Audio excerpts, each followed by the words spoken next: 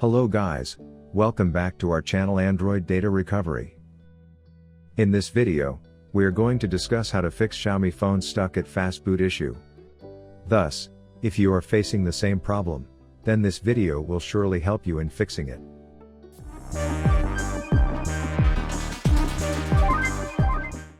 But before heading towards the solutions, make sure to like and subscribe to our YouTube channel.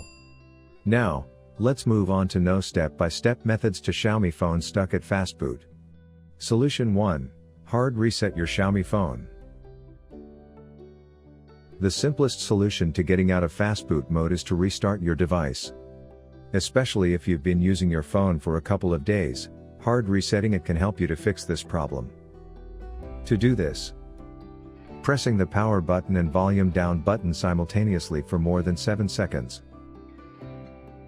This may restart the device and get the screen to a normal state again. Solution 2. Drain the smartphone's battery.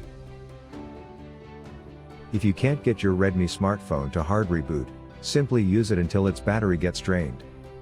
Once the battery is completely discharged, plug in the charger and wait for the phone to reboot. Solution 3. Using a PC. Exiting Fastboot mode with the help of ADB and Fastboot driver via PC is super easy. To do so, install ADB and Fastboot driver from the appropriate website. After that, hold the Windows plus R keys concurrently to launch the Run dialog window. Enter CMD in the space next to the Open tab and click OK. Next, enter the command line Fastboot devices. And your phone will immediately enter CMD. Now type Fastboot reboot.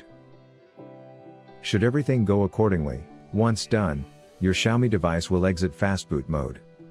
Disconnect it from your PC, and start running all your desired activities again.